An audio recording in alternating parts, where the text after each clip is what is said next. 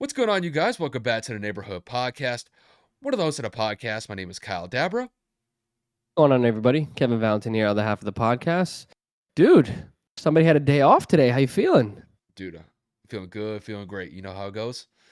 I'm feeling great today. So, um, it doesn't feel great that the NFL season has come to an end, but I'm just glad that I was able to relax, watch some games today, and now, bro, we got the wild card set up, ready to go, and you know, going into January, my guy. Now we got the NFL playoffs ahead of us, and then on top of that, we got the national championship coming up. Bro, we got a lot to get to today. Dude, I'm in disbelief. The NFL season flies too fast. Hmm. Every year we do this, even before the podcast, we would talk about this so hyped for August to come around, and before you know it, you blink and it's January. Every year. Oh, we were talking about it. I mean, I remember when we were like in week 7, week 8. It's like it just felt like it went by in a blink, and now we're here in January, and we only have a couple of weeks until the Super Bowl. So, I mean, we're gonna have to lock in, ready to rock and roll because these playoffs are gonna be fun, but they're gonna go quick. So, They always do. I mean, it's gonna be Super Bowl 57 before you know it. So, Chill, chill, chill, chill, chill. but Kev, we got a lot to go over today. We got to go over some of the Week 18 results. We'll talk a little bit about the first impressions of the Wild Card Weekend. We got the national championship coming up tomorrow. When this comes out, when you guys hear it, it will be today. But uh, we got a lot to get to. You ready to dive into these topics? Yeah, let's get it. All right, so some of the games that we'll cover in Week 18 will be as follows.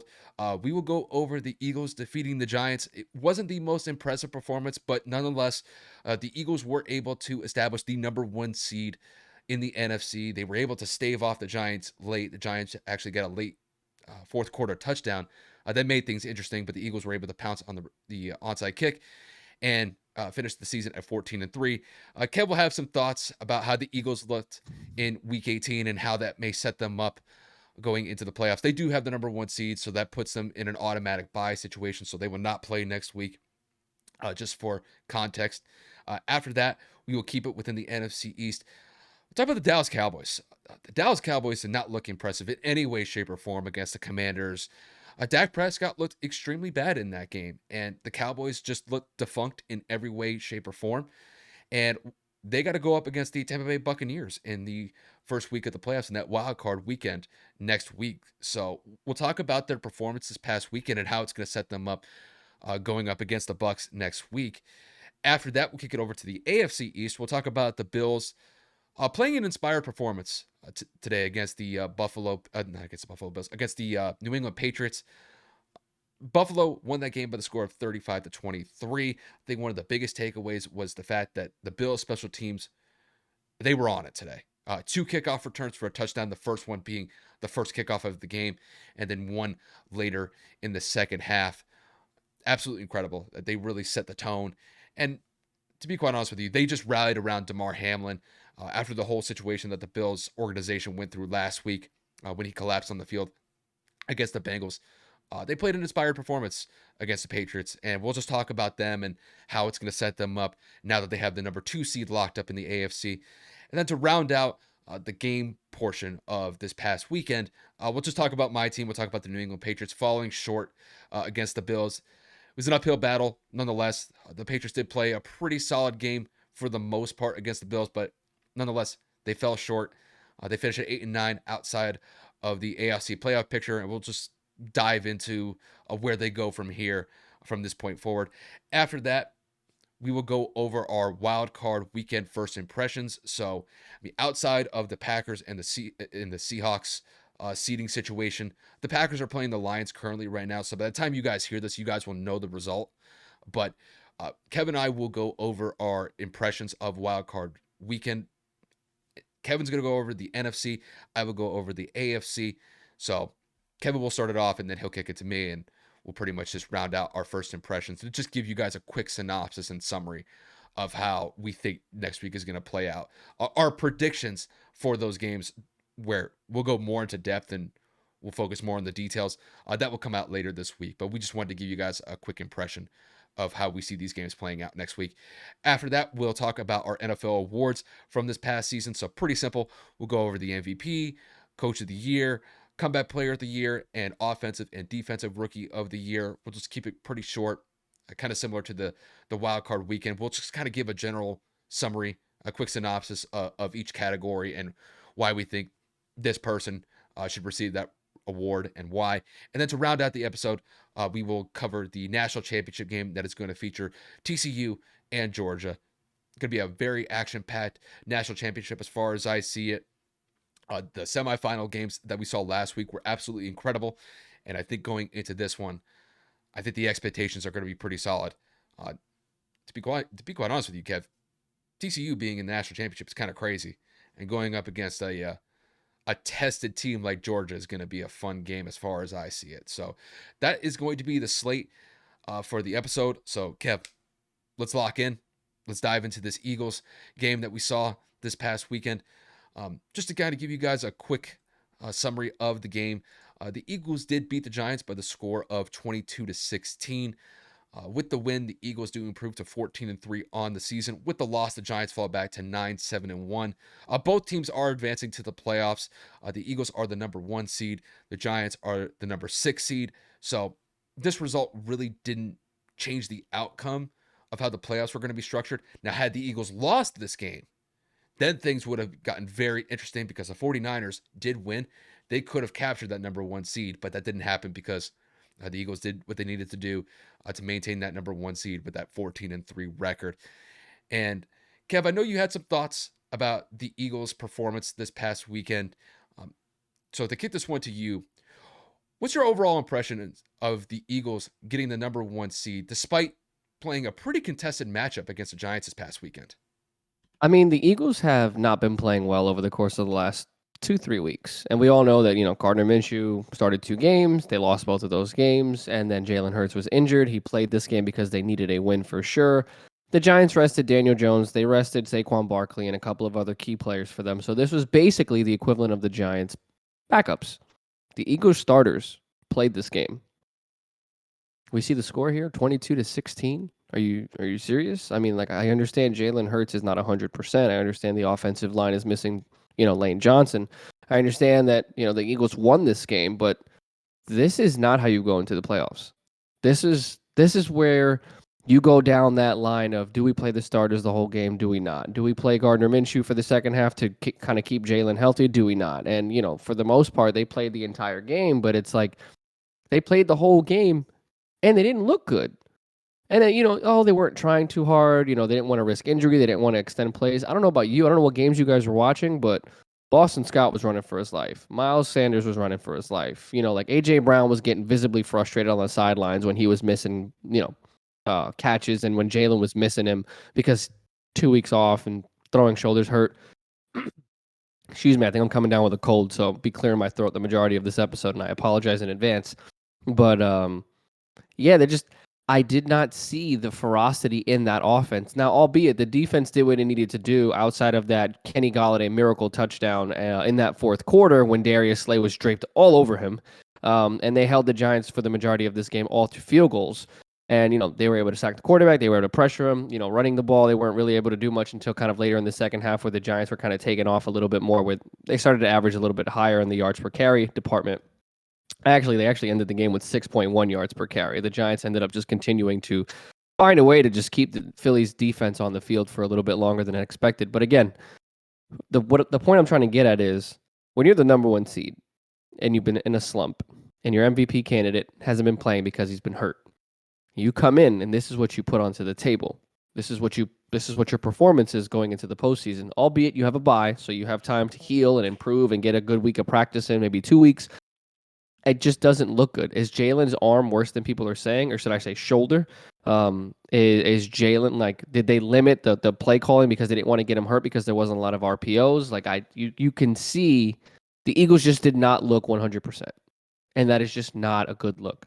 I know that Lane Johnson is going to try to make a postseason push to play, even though he's not going to be 100% because he pushed back surgery in his abdomen.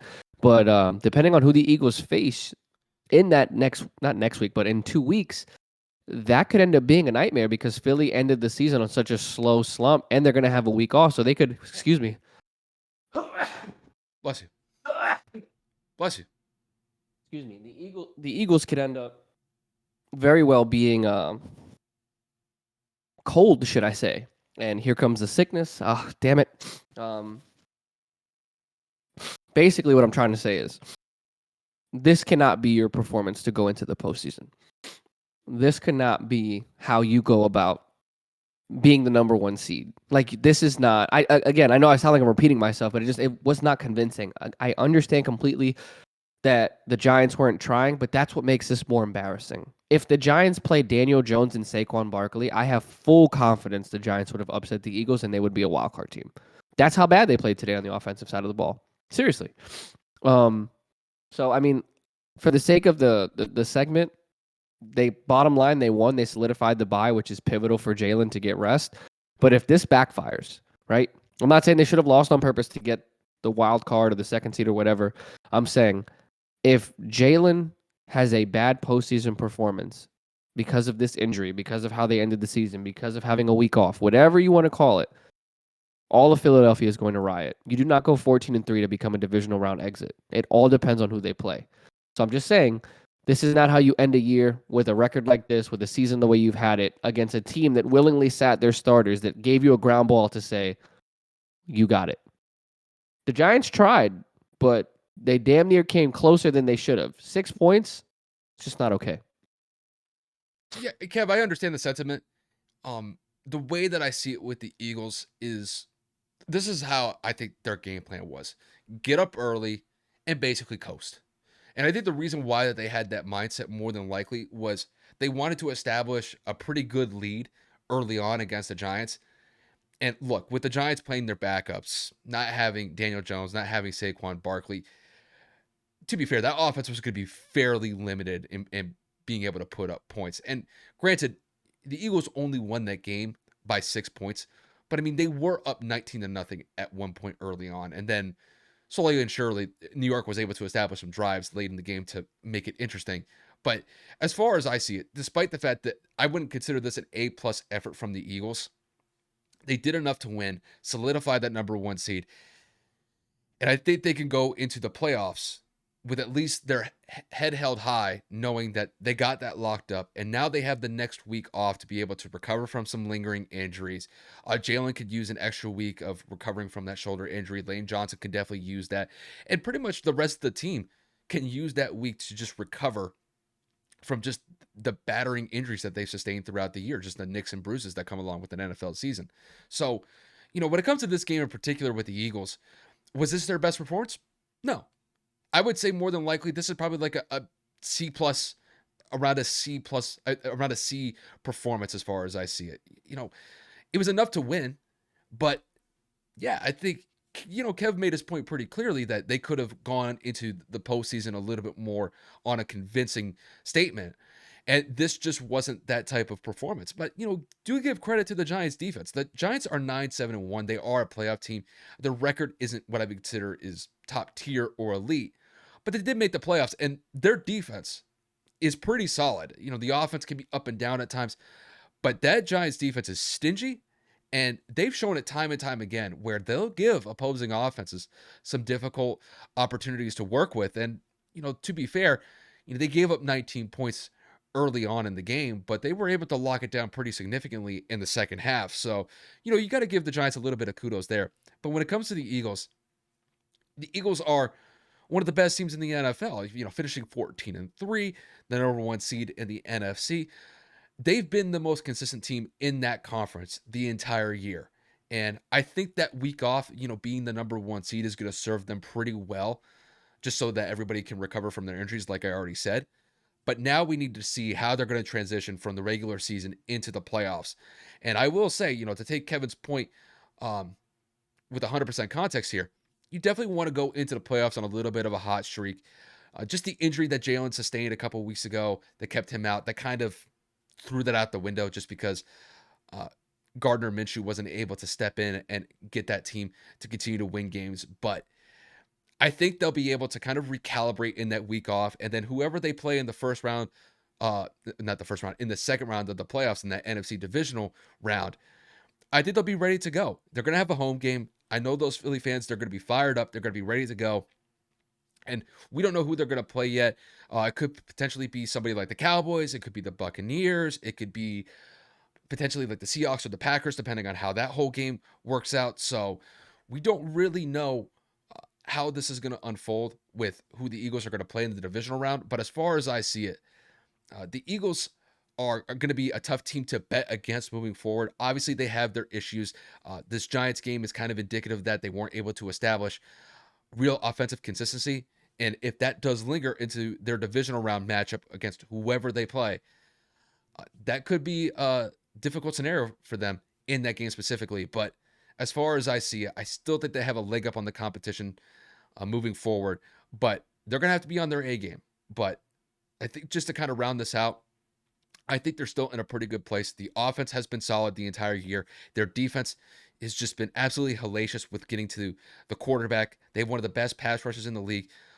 They're holding teams consistently in teen digit numbers. Sometimes they'll give up maybe 20, 25 points, but all things considered, I think the Eagles are still one of the better teams in the NFL, and they're a team not to be trifled with as far as I see it. So, not the best performance against the Giants, but still were able to do what they needed to get done, get that number one seed, get that bye, and now they can recover before the NFC divisional round. I think they accomplished those goals today, albeit not in convincing fashion, but they got what they needed to get done. And that's the most important thing as far as I see it. I mean, obviously, the W is the most important part. I'm not Yeah. trying to take away from that. Whether it was sloppy or a blowout, they did it. So kudos to Philly for securing it. Shouldn't have taken them these 3 weeks to do it. They should have done it on Christmas Eve against Dallas. But again, neither here nor there. It's a Jalen injury.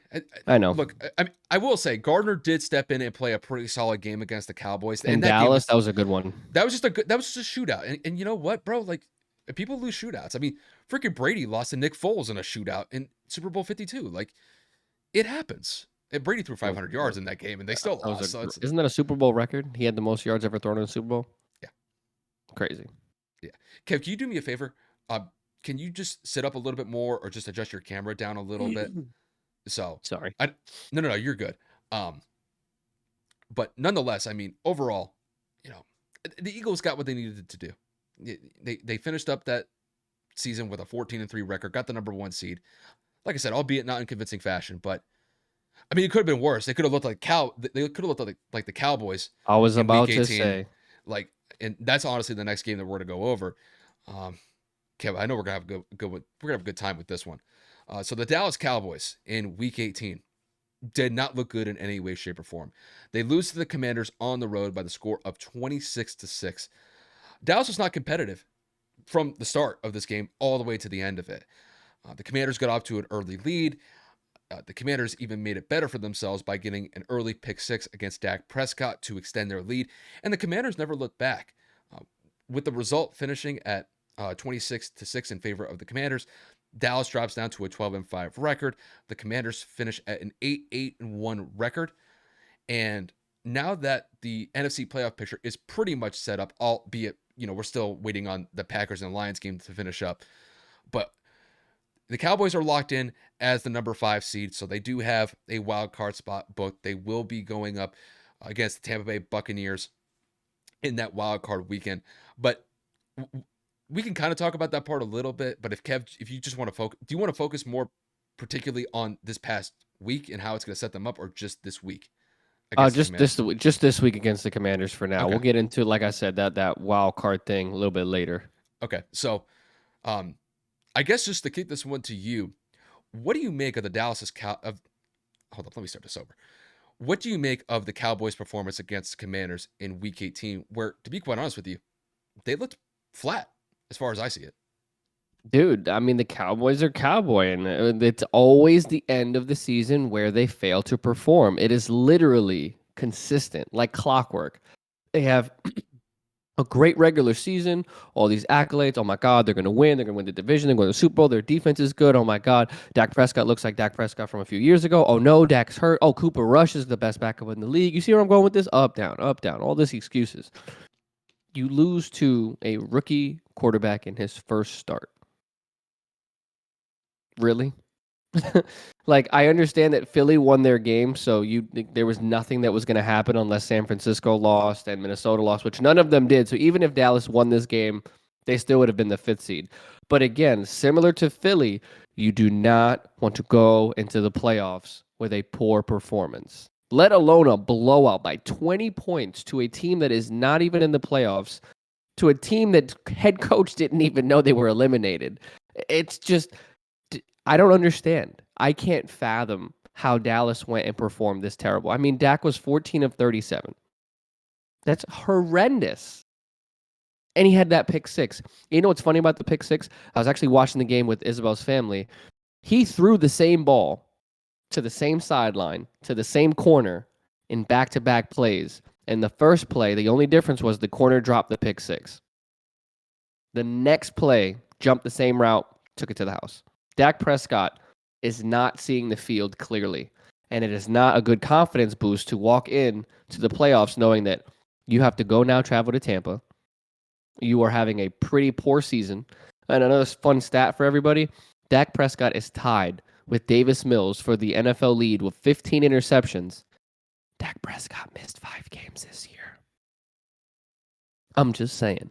So Dallas is just not looking good. The defense that was once feared with the pass rush and the oh my god, I just went blank. Oh, with one of the better secondaries with Trayvon Diggs and so many other things. I mean, the Cowboys defense at the beginning of the year and even in the middle was playing lights out. They've kind of crumbled and they don't necessarily look as good as they did when the season began.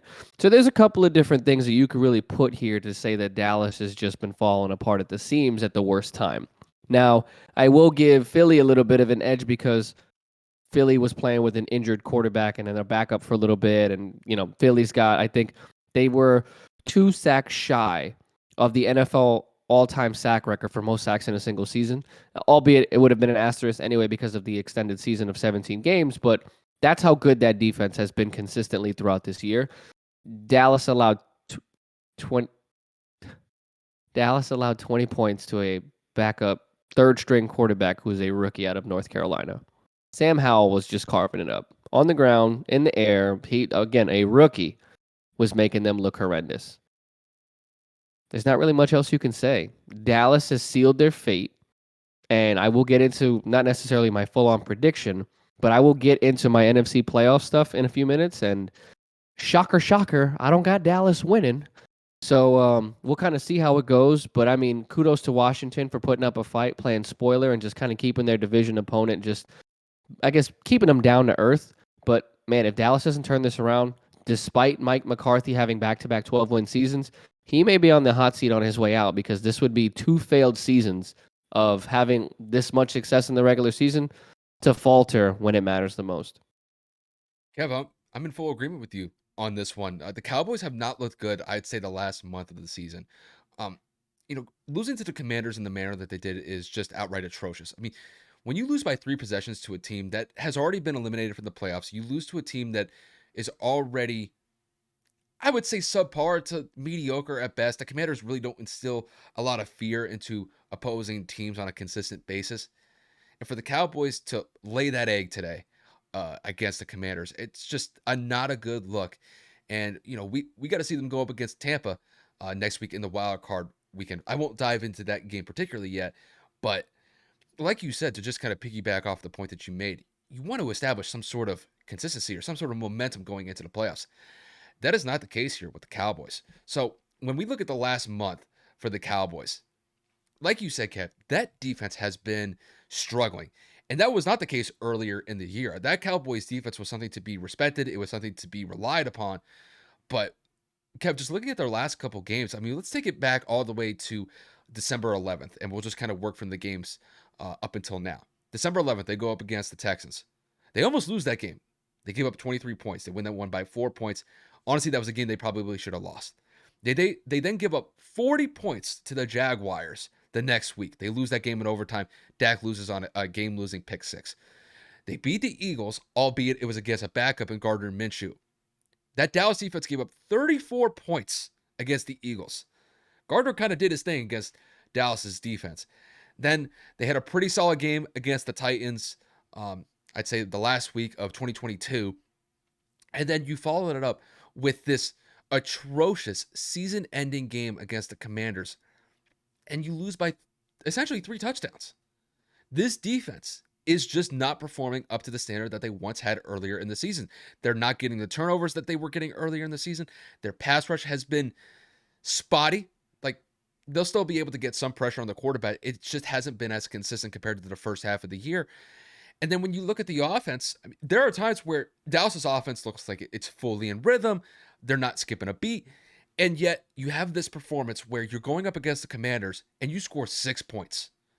And the Cowboys technically did have something to play for in this game had the Eagles lost this game.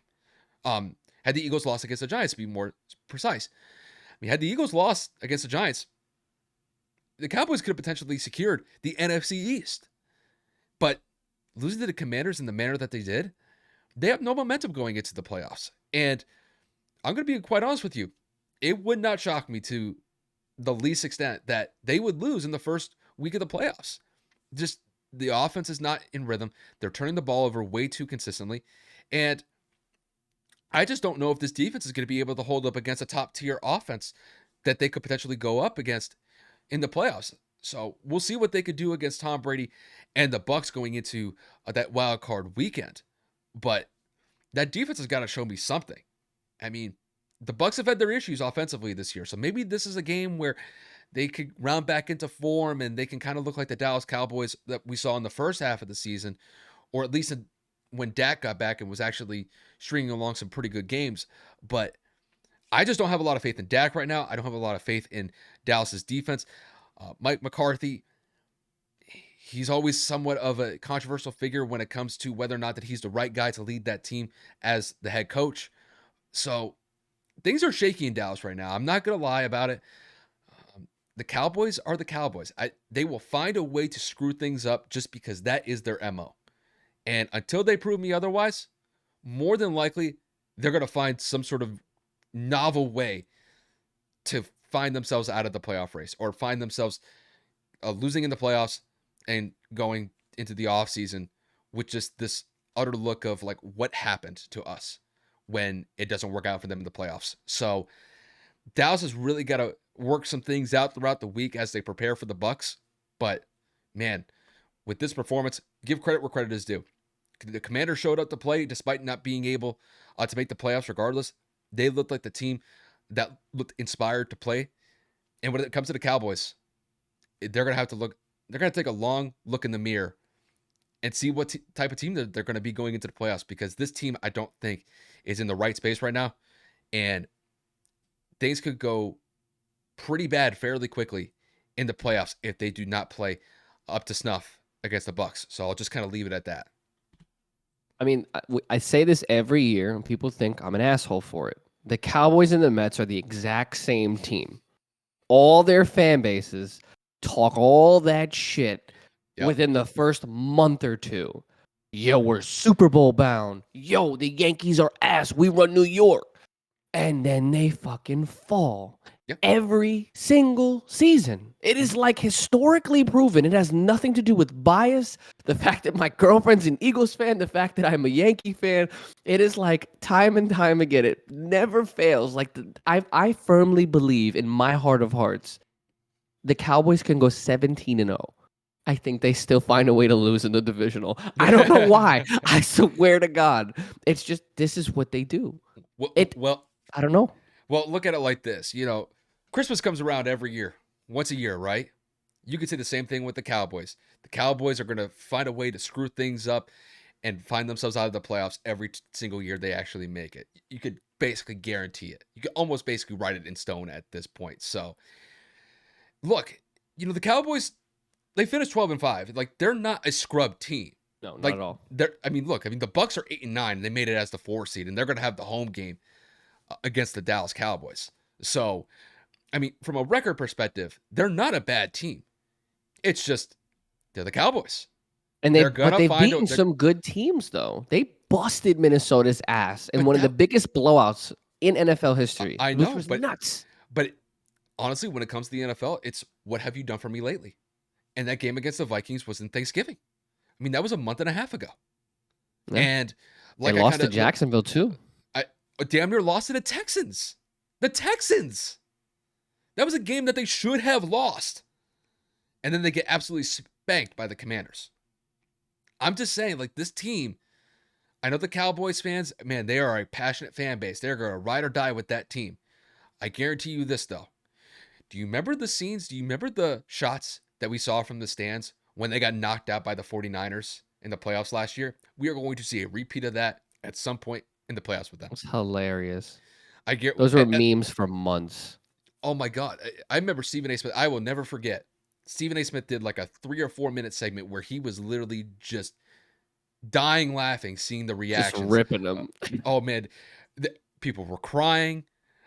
I mean, I'll never forget the one guy. Yeah. It was him and his girl, and Oh yes. she's crying. He's got this look of just like he has that million-mile stare, just of utter despair. It's like watching a train wreck happen in real time, and it was just. I think it's going to be the same result with them. I don't Yep. see any other pathway forward unless the Cowboys ramp it up and somehow get momentum to go all the way to the Super Bowl, which is not happening. Cowboys are not going to Super Bowl this year. I mean, No. I could write that in pen at this point. I got no problem saying that. They just find a way to screw things up. It's that simple. Big time. I mean, what? It's been 25, 30 years since they won a Super Bowl? I think it has been exactly my years on Earth. They last won a Super Bowl the year I was born. So 29 years, 1994. That's crazy. I mean, New England I won think. six since then. Unless it was 93. I don't remember. You, New England won 6 Super Bowls in the time from the last time the Cowboys won the Super Bowl. That's crazy. It just really goes to show, like, It's the first search on Google. I put when was the last T? When was the last T? It says Cowboys won the Super Bowl. what year was it? What year was it? I didn't even click it yet. Hold on.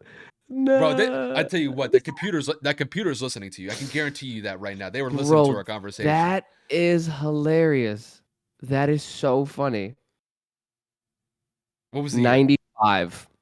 Oh, so this is the year I was So born. the 94 season Born, because yeah, Super Bowl's 94, in February. 95. Yeah. So, so they won it a month before I was born. That's crazy. Yo, that is so fucking funny, bro. Oh my, I didn't I'm even telling you, finish the that sentence. computer was listening to the conversation. It's like, don't worry, boys, we're gonna get him. Oh It's like man, we guys, got him I set up. wish I was like streaming You- my setup, you had like a just so you can screenshot? see my laptop. Oh man, that is gold.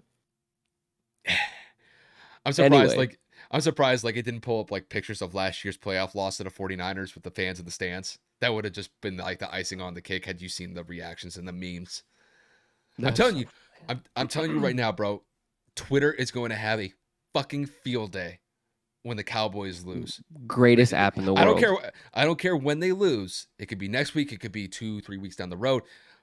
I mean, who am I kidding? They're not making an NFC Championship. I'm not going to cap about that. But no, it's going to happen. It's just, are they going to lose in a train wreck fashion? That's going to be the biggest question as far as I see it with the Cowboys. But Facts. Kev, I know we got to switch gears. We're going to kick it over Yep. to the AFC. I got you. Big game for the Bills. Yep. So I got you. I'm gonna swing this one your way. So the Bills win a very heartfelt game against a division rival, and they are moving on to the 2 seed in the AFC playoffs, and they won by the score of 35-23. Now I say emotional because opening play, the Bills received the kickoff. First thing they do, Nyheim Hines, former Colt, runs back the kickoff for a touchdown. That was the first time in 3 years and 3 months since they've done that. What is DeMar Hamlin's number?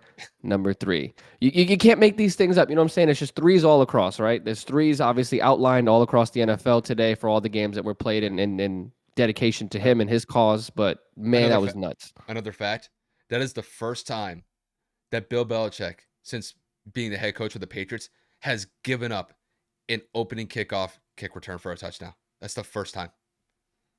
He's been the coach for the Patriots for the last 23 Yeesh. years. So, Wow. a little bit of history there. in a negative fashion with the Patriots. I just wanted to kind of throw that in there. And that Yeah, was your no, I boy, mean, and that was your boy Naheem Hines, bro, from Indy. that's my So, dog. That's my dog. I love him. But just to kind of pose this to you, man, I know we're going to talk about the Patriots in a few minutes, so let's kind of focus on the Bills here. What are your thoughts with this Bills victory headed into the postseason? oh, this was a fantastic win for the Bills, and just the emotion of this game kind of really took center stage. Obviously, with the Damar Hamlin situation. Uh, thank God things have improved with him. It looks like he's making a pretty strong recovery. Uh, Based off of where we were a week ago, things were looking pretty dire. So to really have gone full circle from, potentially him dying on the field in Cincinnati last week to where we are now, where he's making a full recovery, the Bills look like they're kind of rounding into that playoff form as we transition into the playoffs. The Bills needed this win today, and I thought they just played inspired football. And Kev, we were talking about this before we even started recording. There was no way in hell the Buffalo Bills were going to lose this game. And I'm a Patriot fan, and I know we'll talk about the Patriots in a little bit, but there was a part of me that really wanted the Bills to get this win, just to put it on the backs of Damar to just really focus and win that game for him. And really, just from the start, I mean, getting the kickoff return for a touchdown. New England did really kind of keep toe to toe with the Bills early on in that game. And then once Hines got that second kickoff return for a touchdown in the second half, I think that pretty much blew the game away in the second half. Josh Allen was able to hit some pretty big deep shot passes to Stephon Diggs and John Brown that really just blew the doors off of that Patriot defense. And then, I mean, it really just it sent Buffalo into a frenzy with the type of production that they had throughout that game, especially in the second half. Um, the Bills are a team, as far as I'm concerned, they are a Super Bowl caliber team. And I know that they've gone through the ringer the last week with the Damar Hamlin situation, but I really think that this team is really tight knit. I think they're very focused on the task at hand. I think for them, getting that number 2 seed was absolutely critical. And to knock out a division foe like the Patriots out of the playoffs in the process, I think that probably felt pretty nice. But overall, the Bills are a team, as far as I see it, they're one of the most well-rounded teams in the NFL. They have a great offense led by Josh Allen. They have a great defense, even though they've had some injuries this year and one damn near catastrophic injury. They're still able to produce at a high clip. They're able to force turnovers. They're able to rush the passer effectively. And I think, as far as I see it, I don't know if the Bills are going to go all the way to the Super Bowl. They're definitely a Super Bowl contender as far as I see it. The biggest thing I'm going to focus on with the Bills moving forward, can Josh Allen stop turning the ball over in the red zone? Unfortunately for him, he had another one. He got picked off by Devin McCourty in that game against the Patriots. And I give credit where credit is due to the Patriots. That Patriots defense played up to snuff against the Bills. Really, the biggest thing for me was that Bills special teams really kind of put the death nail in the coffin for the Patriots today. So the Bills were able to get contributions across the board. Um, whether that transitions into the playoffs, we'll see. But like I said, the biggest thing when it comes to their offense is Josh Allen's got to stop turning the ball over in the red zone. And to a larger extent, the offense has to stop turning the ball over. I mean, I think Devin Singletary had a fumble against the Patriots today. And he fumbled it on their 10, 15-yard line. You can't have that. You can't have that type of mistake when you're going into the playoffs. And, it's essentially a single game elimination scenario there. So, there's definitely some things that the Bills need to work on going into the wild card weekend. But as far as I see it, I think that they have their momentum at their back right now. They made some mistakes. I think they can adjust that going into the playoffs. And I think they're just going to rally around Damar, and they're going to try to dedicate this playoff run to Damar Hamlin. And we'll kind of see where it goes from there. But this was a big win for them today. And like I said, they were not going to lose that game under any circumstances. And as far as I see it, they got a well-rounded performance from every single unit: offense, defense, and special teams. Well-deserved win, and to do it in Damar Hamlin's, I guess, I wouldn't say favor, but to do it in spirit of him, man, that's a good game to leave the season on and then transition into the playoffs with. So I'll leave it at that. But it was a good win for the Bills. We know the emotional roller coaster the Bills have been on the last week or two. We know everything that they've gone through with DeMar and the coaching staff and everything like that. So, like Kyle said, no shot in any of our minds that we thought that this was going to be a loss for the Bills. They had too much riding on this game. They had all the support in the world from pretty much the league. and what seemed to be all fans across the globe just cheering for them because of DeMar. And then you go and you run that opening kickoff. That was the spark plug. That was the immediate gear kicker right into the ignition. That was the NOS and the nitrous. And it was just incredible for them because it sparked an incredible game for them, albeit they had a few turnovers. But the Bills looked incredible on the defensive side. They forced 3 interceptions on Mac, and I mean, they found a way to really get it done on special teams. That is just there. That's the MVP. Naeem Hines is 100% the MVP of this game, running back 2 kickoffs in the same game, and that was just absolutely incredible for them. To see the defense swarming, to see the offense moving efficiently. Again, they just looked like a different team to an extent. They looked like they had a little bit of extra juice, and rightfully so, with everything that they've gone through over the course of the last 2 weeks or week and a half. So, I mean, I don't have much to kind of add there. Kyle already broke down the intermediate details about what happened throughout the game. But I mean, for the Bills to end the season on this note against the Patriots, which was a win and get in situation, I know we're going to talk about the Patriots in just a few moments, but I mean, if it wasn't for those 2 running touchdowns, if it wasn't for those 2 returns, this is a whole different ballgame. New England very well is in this game a lot more. And again, like Kyle had said, with Bill Belichick being focalized and known for more of his defensive and special team skills, for them to lose in that manner is just very uncharacteristic for them. So at the end of the day, Buffalo moves on to the 2 seed, and of course, we'll be playing the 7 seed. Kyle, I'm drawing a blank. They're playing the Dolphins. They're playing up. So the Bills are going to go wipe the Dolphins off the face of the planet with all the injuries that they have going on and their piss poor performance at the end of the year. But I mean, like I said, a lot of people are cheering for the Bills for the DeMar situation. They were our preseason prediction to win the Super Bowl this year. So I mean, the DeMar situation kind of like elevates that prediction, I guess, because at the end of the day, if that's what happens, I'm not going to be upset at that because that would make Kyle and I both right. And I think that would be pretty cool for the city of Buffalo to hoist the Lombardi Trophy for DeMar, his family, and everything that this is, kind of meant to this organization. But, kudos to Buffalo. And, I can't wait for that inevitable, hopefully, either Joe Burrow, or should I say Joseph, against Josh Allen in the AFC Championship, or another Mahomes and Allen rematch, because that's what's bound to be. Yeah, I think the Bills definitely have the pieces to be able to make an AFC Championship game this year. And I think with the emotional support that they have behind them, not only from the city of Buffalo, I would say the NFL to a larger extent. I think a 100%. lot of NFL fans across the spectrum here are really backing the Bills just based off of the year that they've had. I mean, Kev, kind of take the Damar Hamlin situation uh, away for a second. I mean, Buffalo's kind of gone through a difficult year just as a city. I mean, Right. they had the blizzard a couple of weeks back where they got like 84 inches of snow. I mean, 84 inches, that's 7 feet. And the Not community okay. was able to still rally behind the team. They were still able to just put all their energy into some of the things that were happening internally within the city, whether it be nature or just something happening in the city. And then, you have the whole Damar Hamlin situation take place, which I think really just from a Buffalo perspective, man, you want to talk about a gut punch at first. That was a big one, but you could just tell that the city has really rallied behind Damar. Obviously, Damar is recovering, and albeit I would say a significant fashion. I mean, he's still in critical condition, but he is definitely improving tenfold from where he was a week ago. So, as far as I see it, I think that momentum can really set the Bills up for a really nice playoff run. But, you know, the AFC is loaded, my guy. So it's not going to be an easy task for them to get to another AFC championship game. You got to contend with players like Patrick Mahomes and the Chiefs. You got to contend with Joe Burrow and the Bengals. And albeit, going up against the Dolphins, I know the Dolphins have been shaky at times this year, but they were able to beat the Bills earlier in the season. Granted, it was in Totally different team September. back then. I understand that, but it is a divisional rival. Right. And look at the Eagles and the Giants. The Eagles should have won that game fairly handily against the Giants, and the Giants only lost by 6 points. So, I'm telling you right now, I know a lot of people are probably going to pen in the Dolphins to lose that game by 30.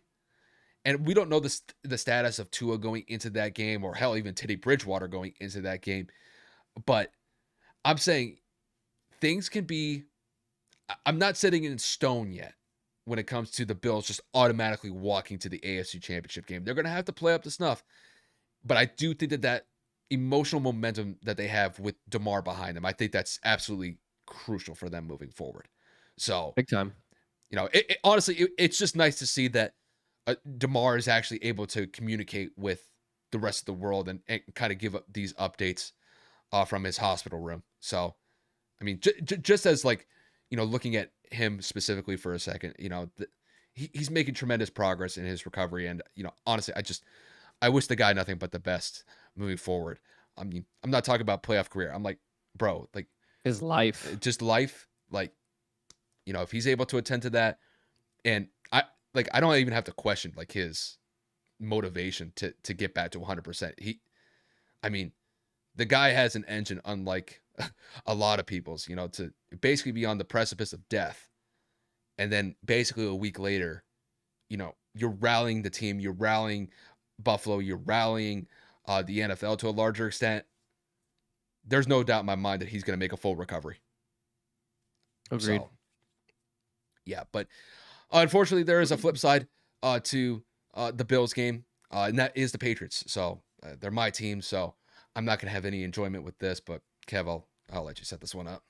Yeah, I mean, this one's all you, buddy. I mean, with how you guys had the up and down year, with everything that you've gone through between offensive coordinator issues, Mac Jones injury issues, I mean, the defense completely carrying you basically throughout the entire season. What are your thoughts on this game and how you guys performed to end the season? The Patriots have just been a disappointing team this year, and looking back at this game against the Bills, it lived up to that same expectation. There have been times where I think the Patriots have looked like a pretty solid team. And even in points throughout this game against the Bills, they definitely showed flashes of what they had last year. I mean, they made it to the playoffs last year in Mac Jones' rookie year and looked like a pretty solid team, despite the fact that Mac was inexperienced. And then you have this game in particular where Mac looked phenomenal in the first half. Mac was able to hit Devontae Parker, Jacoby Myers, Kendrick Bourne, Hunter Henry. They were able to establish offensive consistency, and they had a good rhythm in the first half against a vaunted team like the Bills. And then the second half happened. Mac Jones had some turnovers. The offense was just kind of sputtering. They couldn't really get anything consistently going late in the fourth quarter. And unfortunately, they find themselves in the L column here and outside of the playoffs. And they had an opportunity to make the playoffs had they won this game against the Bills. But I think the focal piece that we have to look at here was the special teams let them down in this game against the Bills. 2 kickoff returns for a touchdown. You cannot have that. If you were to take away those 2 special teams touchdowns that the Bills scored in this game, the Bills would have lost this game by the score of 23-21. Now, you could say, well, the Bills could have potentially gotten touchdowns on that drive, and I take that point into account. But special teams, to me, was the difference maker in this game. And Nyheim Hines, man, he played up to snuff, and the Patriots just didn't have an answer for him. That kickoff unit for the Patriots against the Bills, just utterly disgraceful as far as I see it. I thought the offense played decent throughout the game. The defense kept them in it, but the special teams lost them this game. There's no other way to say it. And it really just has been the Patriots' MO this year. There's just been times where just one element of the team or 2 elements of the team are playing really well, but then there's another element of the team where they just falter at the wrong time and they find themselves in a loss. There have been multiple times throughout the season where they've had opportunities and they've let them squander. This was a game where they probably had a decent chance to possibly win this game. You have the Jacoby Myers situation where he has the backwards lateral. Chandler Jones catches it. He runs for a touchdown, and the Raiders beat the Patriots. The Patriots get absolutely smacked by the Bears earlier in the season, and the Bears were one of the worst teams in the NFL this year. They have the number 1 pick this year. There were times where they went up against top-tier talent like the Ravens, got absolutely smoked. The Bills, same thing, could not step up to the plate and make plays happen. So it just seemed like, to me, the Patriots were never in rhythm the entire year. The offensive play calling was spotty. Defensive performances were spotty. The special teams were spotty at times this year. They just were never able to get into a consistent rhythm the entire year. And to be quite honest with you, Kev, despite how bad that they looked, they had an opportunity to make the playoffs. And unfortunately, they find themselves in an 8-9 record, and there are going to be a lot of questions about how this team is going to move forward. Who's going to be the play caller for next year? Is it going to be Matt Patricia, or do they look at potentially somebody else to bring someone else into the fold? Do they look at Bill O'Brien to possibly become the future offensive coordinator for the Patriots? That's something that the Patriots have to consider. I think more than likely, this was the last game that we will see Devin McCourty and Matthew Slater as New England Patriots. I think retirement is a real possibility for both of them. And when David Andrews was asked about those two in particular with Devin McCourty and Matt Slater, he got very emotional about that in his post-game press conference. So that leads me to believe that more than likely, two of the Patriots stalwarts when it comes to their captains are probably more than likely on the way out. And I have to say, just to both of them, when it comes to Devin McCourty and Matthew Slater, I mean, I tip to the cap for both of those guys. Matthew Slater is one of the best special teams players that we've seen in this generation. And Devin McCourty has just been an absolute general of that defense for over a decade plus. And if this happened to be the last game for these two in particular, it's unfortunate that this has to be the way that things go out for them. But I mean, when it comes to their individual careers, they've been phenomenal. They won multiple Super Bowls. And unfortunately, this isn't the best result to go out on. But nonetheless, I mean, great careers in both of those guys in particular. But there's a lot of questions when it comes to the Patriots moving forward. I still believe that Mac Jones is the quarterback to roll with. I do not believe he is the issue. I think it's the offensive coaching staff that needs to be adjusted. They're going to have issues on the defense with losing Devin McCourty as what I would consider the captain of the defense. And we're going to have to see some younger players step up to fill that void, which is going to be a difficult task. So things are going to be a little bit shaky in New England going into this offseason. And we'll kind of see how they move into the offseason with this unfortunate result of getting knocked out of a potential playoff berth, losing to the Bills in Week 18. But, Kev, that's all I have to say about it. The floor is yours. I mean, that's your team. I don't really have much to add to it. I will just kind of end it on this note. I need you, well, before you pan out to me, you gave me some statistics defensively for the Patriots. And I need you to share that with the audience because some of these numbers with this record, just the math don't math. So give me some of those defensive stats because I'm in awe. Well, when it came to turnovers, the Patriots had 29 turnovers as a defensive unit. That's number 2 in the NFL. Points off of turnovers. We have a really bad offense, and I'm putting that into context here. We had over 100. We finished as the number 1 team with points off of turnovers. And by and large, a lot of those points actually came off of defensive touchdowns. So not only were we able to get those turnovers, we were able to immediately convert them into points within that same play. I think the Patriots had 6 or 7 defensive touchdowns this year. That's unheard of when it comes to me as a Patriot fan. I've been watching the Patriots as long as I've been alive. The amount of defensive turnovers and touchdowns that they got in the same play was unbelievable. So as far as I see it, the defense is solid. It's just the offensive play calling and then special teams at times. But yeah, and then on top of that, they were one of the best teams in the NFL to get to the quarterback. I believe they were a top 5 team in sacks this year. If they weren't top 5, they were definitely top 10. So defensively, they played up to snuff. It's just some of the pieces didn't work out with them on the offensive side of the ball and special teams. So thank you for that because I know that there was a whole lot of information there packed. So, I mean, you guys heard it here first. One of the best teams in the league in defense, one of the best teams in the league at forcing turnovers. And then you go and you look at the opposite side. The offense was lackluster. There were a lot of situations where Mac Jones was just put in terrible situations.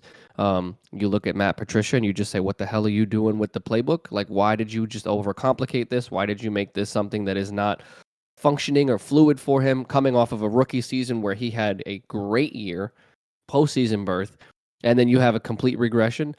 I, again, cannot sit here and go and look at Mac Jones and say, this is 100% your fault. You had a sophomore slump. You suck. No. There were a lot of instances where the play calling came to blows in terms of verbally, where there was disagreements on the sideline, and people were saying, well, Mac's got to have a better character. He's got to have better poise.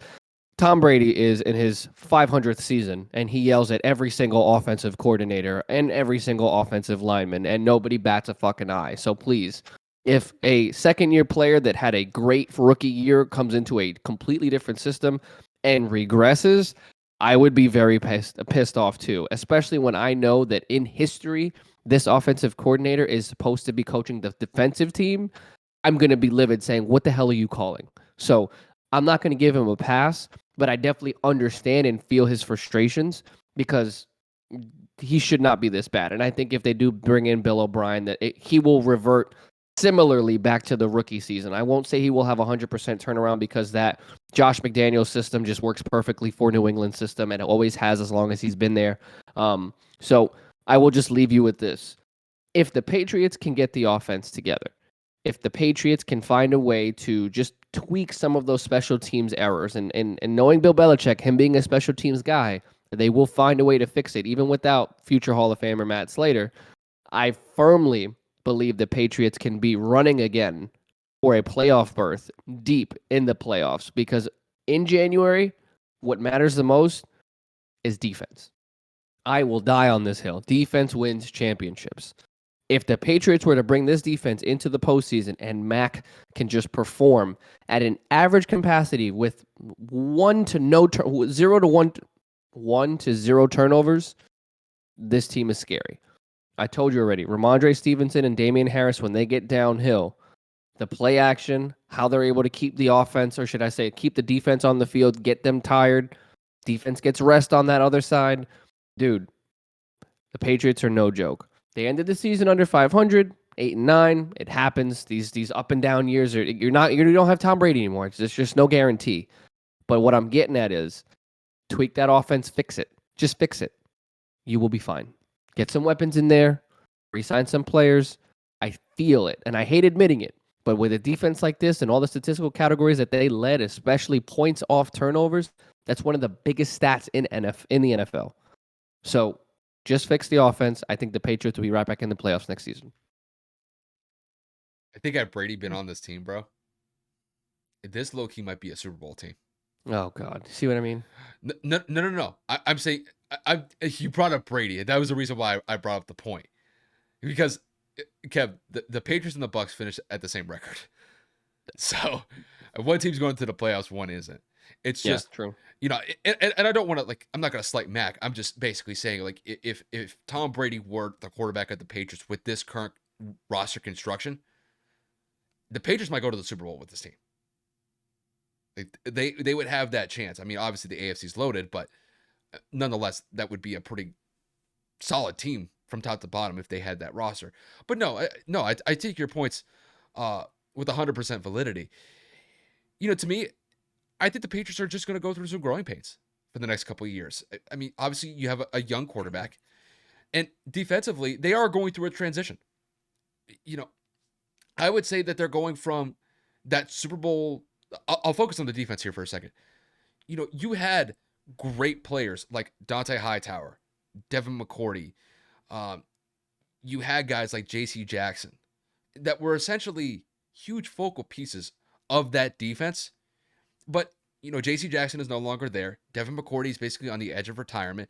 And Dante Hightower I think he hasn't retired officially, but I think he was a free agent this year, so he didn't play. And there's going to be a little bit of some growing pains that come along with that transition when it comes to young players that are getting that start time. But I do think that they have a pretty solid core of guys to work with. Matt Judon, I think, is a great pass rusher. Deatrich Wise actually had a really solid year of getting to the quarterback this year. He got multiple sacks. I think Josh Uche is a guy on the rise. Josh Uche, I believe, had like 10 plus sacks, and he was getting sacks left and right in like a 5 or 6 game stretch this year. He is definitely showing some major promise. I love Jonathan Jones in the secondary. Kyle Duggar is great as a safety. To me, he's going to probably be that defensive captain for the Patriots within 2 to 3 years.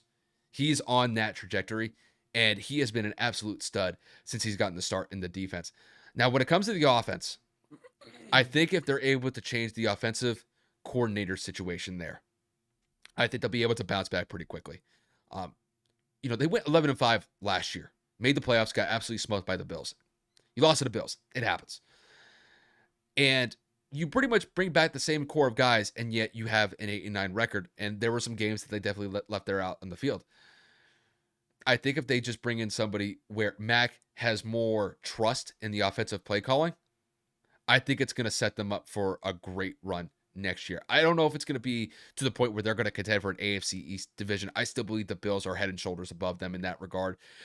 You could even say the Dolphins probably have a little bit of an edge on them, even despite the fact that the Dolphins finished the year terribly. The Dolphins barely made the playoffs, and they had some injury issues on top of that that didn't help. But no, the Patriots are a team not to be slept on. I will leave it at that. But I'm going to be patient with them. This is a team that's still relatively young offensively. Defensively, they're going through a transition. And obviously, probably one of the biggest things that we're going to see moving forward is how long is Bill going to coach? I think Bill is still committed to coaching. I don't think that he has really given the impression that he's going to retire anytime soon. He is getting up there in age, but I still believe that he is. He's the best coach in NFL history, and I don't see the drive slowing down in the foreseeable future. Something would have to really, something significant would have to happen if Bill Belichick were to lead the Patriots.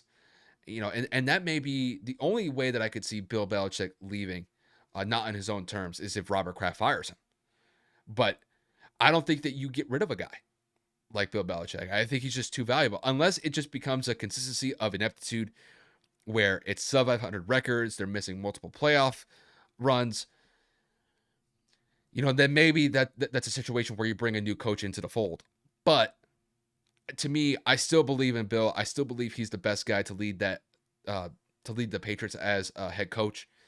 And to be quite honest with you, internally, I don't see anybody on that Patriot coaching staff that can rise to the level to be able to continue some sort of success if Bill were to leave on his own terms or if he were to be fired. So, the Patriots are in an unstable situation, but I believe that it's a fixable situation. So, could things be better? Yeah. But could things be worse? Definitely. Things could be a lot worse. So, obviously, it's a disappointing end to the regular season, but we'll go into the offseason and we'll see if they can tweak the offensive coaching staff. And honestly, I think that can bring some well-needed change to the Patriots going into 2023 and then 2024. I do think that Mac's the guy. I've seen too much from Mac Jones to tell me Mac's the guy. Mac's going to be a solid quarterback. Is he going to be somebody like who's going to go to the Hall of Fame? I have no idea. I doubt it. But I've seen too much from Mac, and it points me in the direction of this guy's a good quarterback. He just has to be given the right offensive coordinator around him. And as far as I see it, that's huge. It's absolutely critical. So, with that said, we will transition into our wild card weekend first impressions. So, just to kind of give you guys just essentially the rundown of what the playoff bracket is going to look like in the first week of the playoffs. I'll start with the NFC and then I'll transition to the AFC. So, as of right now, the Packers are still playing the Lions. Kev, are the Packers winning that game? Lions currently just took the lead with a touchdown in the third quarter. It is 13-9. 13. Hold on, it just went away. 13-9, Detroit. How much time's left in the third quarter? 6 minutes. Okay, so there's still time. Just some time. All right, so the way that we have it, we'll start from the 2 seed, and then we'll work to the 3 and the 4 seed. So as of right now, if things were to remain on hold, technically the San Francisco 49ers would go up against the Seattle Seahawks. And then moving to the 3rd seed, the Vikings would play the New York Giants. The 4 seed in the Buccaneers would play the Dallas Cowboys. And then with the 1 seed with the Eagles, they have that bye week, so they wouldn't be playing. And when it goes to that 49ers and Seahawks game, that's interchangeable. Depending if the Packers win, then the Packers would play the 49ers, just to kind of give you guys a little bit of that context. To flip it to the AFC, starting at the 2 seed, the Buffalo Bills are going up against the 7th-seeded Miami Dolphins. With the number 3 seed in the Cincinnati Bengals, they will be going up against the Baltimore Ravens. With the 4-seeded Jacksonville Jaguars, they will be going up against the 5th-seeded Los Angeles Chargers. And then similar to the Eagles, the Chiefs have the number 1 seed, so they will not be playing in the wild card weekend in that first week of the playoffs. So, Kev, we've set up the first week of the NFL playoffs. We've got the wild card weekend set up for next week. Give me your first impressions of these matchups for next week's playoff round in that wild card weekend? I mean, this is just going to be short and sweet, guys, because we're going to get into our full dive later this week into the analysis of each game. But regardless, it's going to just happen the way that I see it, like this in the NFC. San Francisco, best team in the conference by far. Not even close. I know that Philly has the 1 seed. If Philly would have lost today, San Fran would have 100% gotten it. So let's just put that into context. But despite whoever comes out of this game, in terms of if Green Bay wins, if Detroit wins, whoever comes out of this particular matchup, I think San Fran's taking that no matter what. I think if it's Seattle, I think that San Francisco walks all over them. I think Green Bay gives them a little bit more of a headache because of how much of a streak Green Bay ended the season on, because of what they did to Green Bay last year. So that the taste in Green Bay's mouth, I know Aaron Rodgers definitely did not forget that struggle of a game that they had last year in the postseason. So I think that would be a little bit more competitive. I think that San Francisco comes out no matter what. That defense is swarming. Brock Purdy's playing incredible. Deebo Samuel is back. I mean, the connection that Brock has developed with George Kittle as well has just been, it's been great, especially with the run game of CMC just looking like CMC from a couple of years ago before all the injuries. I think San Francisco is going to walk away with this game again, despite no matter who comes out as the 7th seed. Now, when you look at the 3 and the 6, it's a little bit more confusing for me just because Minnesota's had some games where they look good, then they've had some games where they get shit on. New York is a team that you can really rally behind, with Daniel Jones having a resurgent 4th year in the league. Saquon Barkley's looked relatively well this year. The pass rush of the Giants has looked really good. So, I mean, I would say that this would be a closer game, but just for the sake of best receiver in the league, Justin Jefferson, the Giants do not have a shutdown, lockdown corner like a Darius Slay or a Sauce Gardner. I think that this game ends up going away. I think that Dalvin Cook ends up running all over the Giants, and I think that Kirk Cousins finally can move on to that next round of the divisional. And I think that the Vikings are going to pull off that W in Minnesota. I wouldn't be surprised if New York gives them a hard time because, again, the pass rush and the weakness of the offensive line of Minnesota. So I'll kind of just leave it at that. And then the 4 and the 5 seed, I think that Dallas loses. I don't care how it happens. I don't care when it happens. I don't give a shit if the Cowboys don't even show up. I don't have any faith in them. Granted, this Buccaneers team has been the epitome of inconsistent, with the offensive line struggles, the offensive woes of not being able to run the football, Tom Brady being sacked a couple different times, him being careless with the football the last couple of weeks to end the year. I personally do not have faith in Dak Prescott to lead a team into a Super Bowl. Like Kyle said earlier in the segment, I don't see Dallas. If Dallas does, by some miracle of God and whatever it is you believe in, and they beat Tampa at home, they're done the next week, depending on who they play. Just because, again, like I said, the inconsistencies at the offensive line could pose to be a favorable matchup for Micah Parsons and that pass rush of the Cowboys to decide to wake up. That could be the spark plug to at least revitalize Dallas on the offensive side as well, because if they're forcing turnovers on Tom Brady, that's giving Dak more opportunities to score on the offensive side. But to flip it, Tom Brady is Tom Brady. That is literally all I have to say. The Bucs defense has been playing better as of late. Today was an outlier because they rested most of their starters after the first quarter, so it didn't really make a difference because they had solidified their seeding as the 4. So I wouldn't look too much into this week, but in terms of Dallas going into the playoffs, doesn't look good for them. Brady was rested. They're going to be fine. I think that the Buccaneers win a close one. I just think between both offense is struggling lately. I think the Bucs win a close one, but I have the Buccaneers moving on to face the Philadelphia Eagles in the next round.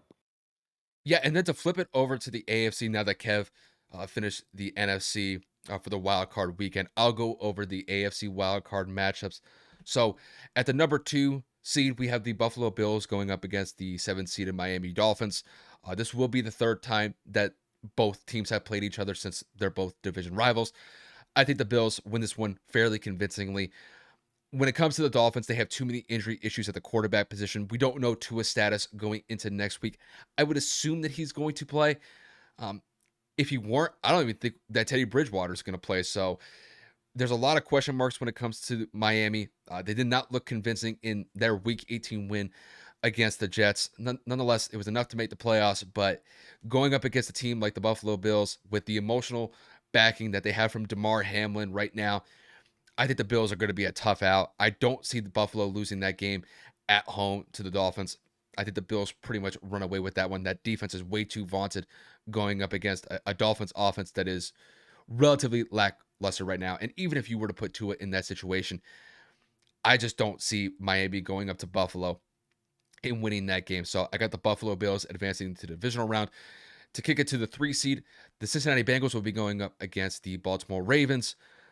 Kind of similar to what I just outlined with the Bills. I think the Bengals are going to be a tough out as well. And I think going up against the Ravens, I think they will win this one fairly convincingly. Even though that it is a divisional rival game, this will be the third time that they've played each other this year. I just have way too many question marks with the Ravens. There's a good chance that Lamar Jackson can play in this wild card round against the Bengals. But even if that's the case, I don't know what his status is going to be. Is he going to be 100%? Is he going to be 80, 90%? We don't really know. Just because he could potentially play, it doesn't guarantee anything for the Ravens in this one. Their offense has been relatively lackluster this year. Their defense has been spotty. And going up against a team like the Bengals have been one of the better teams in the second half in the NFL this entire season. And they damn near got the number 2 seed had the Bills lost to the Patriots in Week 18. Joe Burrow looks like he is getting back into that rhythm, very similar to what the what the Bengals were able to establish last year. That got them all the way to the Super Bowl. The Bengals are going to be a very tough out. Low key, they could be another dark horse team that can make a Super Bowl this year.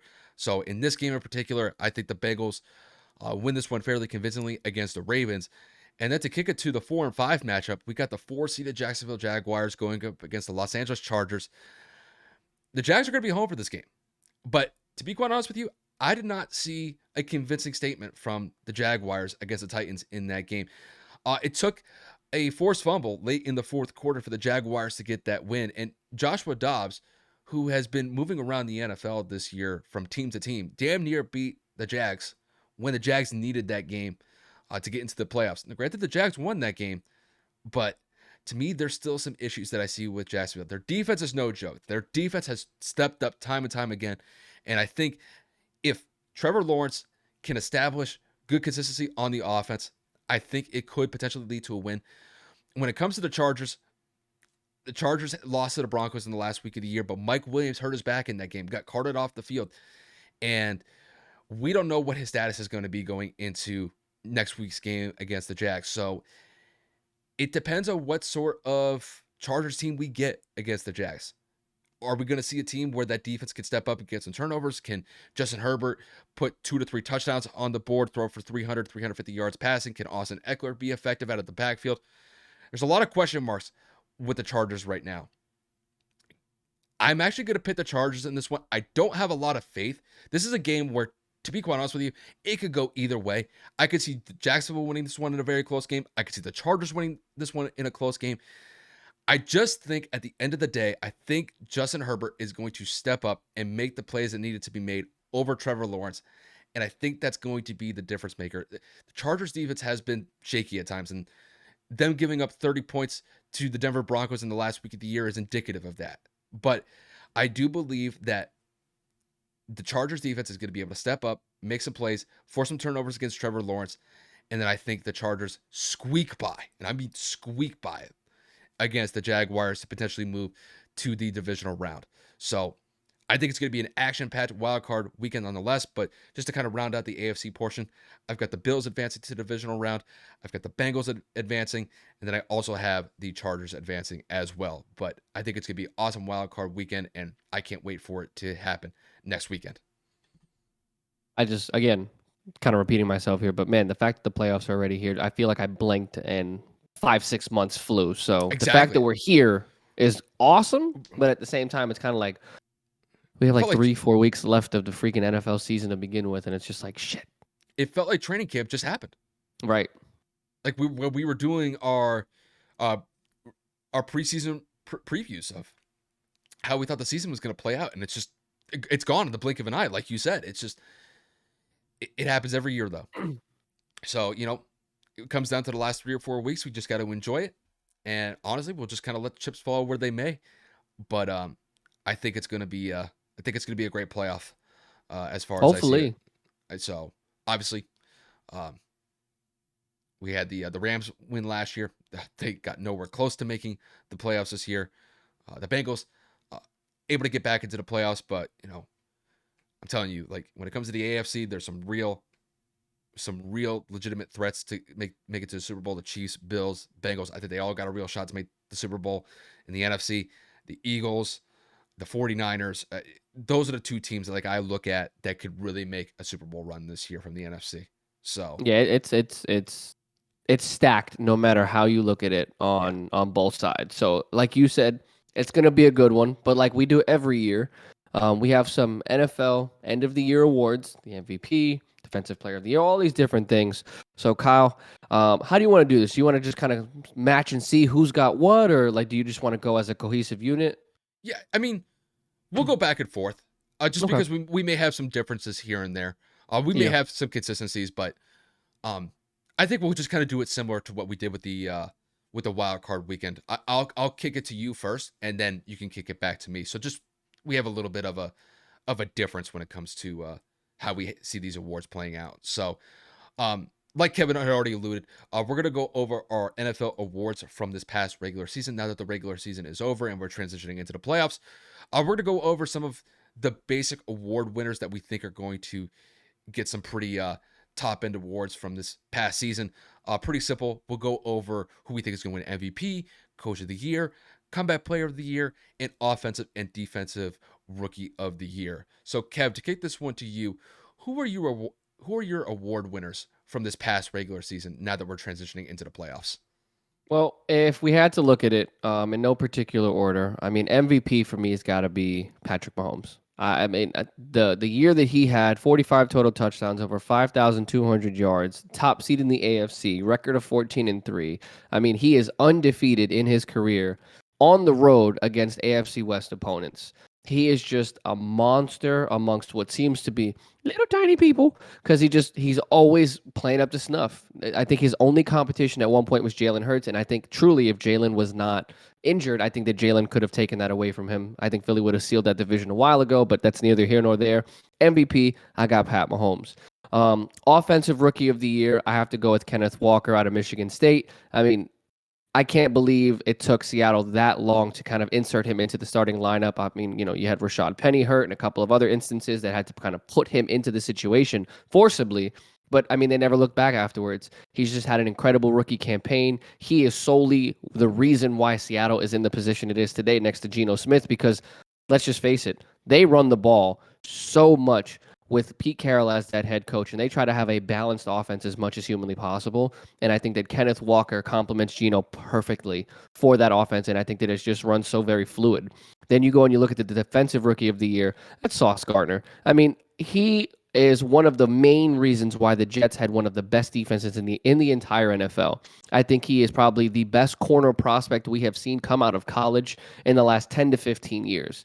His impact was immediate. The competition he faced, I mean, he just locked up what seemed to be anybody that was in front of him. And it was incredible. So I just have to go out there and say that straight up. I mean, the man was he was just an animal. And there's no other way to say it.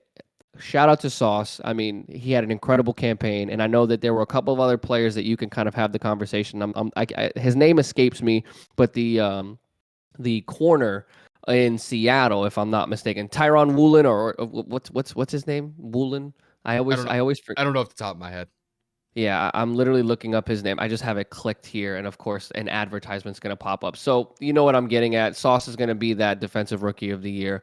For me, head coach of the year has got to go to Kyle Shanahan. I mean, if it wasn't for Philly winning this game, the 49ers would have come back, won 10 games in a row, and solidified themselves as the number one team in the NFC. I mean, he did it not with one quarterback, not with two, but with three. A third string quarterback closed out the season with the league's best defense, and they are now poised to make once again, deep playoff run for what seems to be the third or fourth year in a row. The San Francisco 49ers are absolutely no joke. They're probably the scariest team in the playoffs, and I include that with the Chiefs and the Bills and all those other teams as well. But when you look at what Kyle Shanahan has had to overcome, injuries to the entire team. I mean, George Kittle was injured at one point. Christian McCaffrey's been going through injuries. Deebo Samuel was hurt. Again, you lose Trey Lance at the beginning of the year. Jimmy Garoppolo goes down a couple of months ago, and then you have to insert the Mr. Irrelevant pick of Brock Purdy, who ends up having an incredible closeout to the year. I can't really make another argument. I know that they didn't finish with the league's best record, but with all of the adversity they had to go through as a team, Kyle Shanahan, to me, it's not even close. I know Nick Sirianni had a great year, but they lost a couple of games they probably shouldn't have. There were some inconsistencies and troubles on the sideline this year with Gardner Minshew and A.J. Brown. So, I mean, like, you can make the argument or discussion that maybe there were some in-locker room issues as well, but not to say that that's his fault. Again, it just looks like, to me, with everything that happened in San Fran, he's just clear-cut favorite. And then to kind of coincide with that, my defensive player of the year, Nick Bosa, 18 and a half sacks, leader of that defense. I mean, he's just an animal. He's a man amongst boys. His impact is felt immediately. Whenever he is injured and comes right back, he is just a force to be reckoned with. It's not a joke. And I think that truthfully and honestly, he's probably one of the best pure pass rushers in the NFL. And I mean, he's only been in the league, what, 4 years, 3 years at most, 4 years at most, but I think maybe 3 or 4. I just think that Nick Bosa is just an incredible athlete, and it just would fit perfectly to have the coach of the year and defensive player of the year on the same team. Okay, but you laid out a pretty good list there. I'm just gonna go in order based off of what I have it here on my computer. I'll start with my MVP and then just kind of work my way down from there.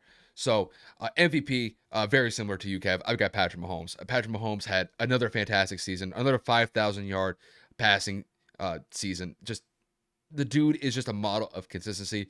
I know that they had some roster tweaks that they made this past offseason. Demarcus Robinson was no longer on the team. Tyreek Hill was no longer on the team. And yet, despite that, inserting guys like Marcus Valdes-Scantling and Juju Smith-Schuster, the offense was able to flourish at a high level this year. The Chiefs finished as the number 1 seed in the AFC. Patrick Mahomes, it's getting to the point now where this is just what we are going to see from him year in and year out. The guy is just an absolute machine. And I think he's really set them up for a nice playoff run in Kansas City. And as far as I see it with Patrick Mahomes leading the way, you can never count that guy out to make a potential Super Bowl run, especially with Andy Reid at the helm. Going into, I guess I'll just go in this order. If I'm going to go with Coach of the Year, I'm going to go with Nick Sirianni. Kev, I was really debating on whether or not to go with Kyle Shanahan, similar in your way as well. I am going to go with Nick simply just because when I look at what Nick was able to do this year compared to last year, the Eagles made it into the playoffs as a wild card team last year, and then they were able to not only improve from that mark, they finished as the number 1 team in the NFC with a 14-3 record, the number 1 seed, and they had the first round bye in the playoffs. To me, when it comes to the Eagles are one of the more well-rounded teams in the NFL. Offensively, they're solid with Jalen Hurts running the RPO. They have great running backs in their running back core with Miles Sanders, Boston Scott, Kenneth Gainwell. I mean, this team is loaded on the offensive side, and I'm not even including guys like A.J. Brown, Devontae Smith, Quez Watkins. This team is nothing to slack about, and I think Nick Sirianni has done a great job with the offense, but not only that, the defense has stepped up tremendously. They're one of the best teams in NFL history to sack the quarterback. They're able to force turnovers, and I think they set themselves up for a pretty nice playoff run, and I think it's really based off of the effort of what Nick was able to bring to the table as their head coach. Going into comeback player of the year, Kev, this is a toss-up for me. It's either Geno Smith or Jared Goff. I'm going to go with Jared Goff simply just because when it comes to the Lions, if you guys don't know, I look at the Detroit Lions as essentially like a black hole in the NFL, simply just because a lot of careers just go to die there. But that has not been the case this year, and I think Jared Goff has rallied this team alongside Dan Campbell as well to put the Lions back into relevance, because for a long time throughout my entire course of my life, the Lions have been one of the worst teams in NFL history as far as I see it. But even though they fell short of making the playoffs this year, I thought Jared Goff was a solid quarterback to lead that offense that is young, and I think is only going to get better as time goes along. The chemistry that he was able to build with Amon-Ra St. Brown, I think what they have in the backfield alongside Jamal Williams, DeAndre Swift, uh, they got a pretty solid offense. You know, you could also throw Reynolds in there.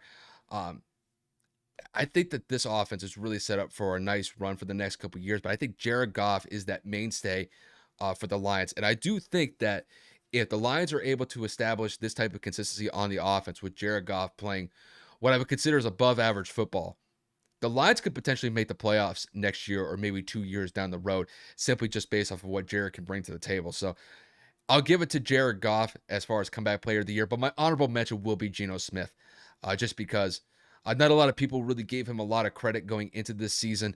A lot of people wrote off the Seahawks as soon as Russell was traded to Denver, but Geno has kept that team afloat, and he's been consistent as far as I've seen this year.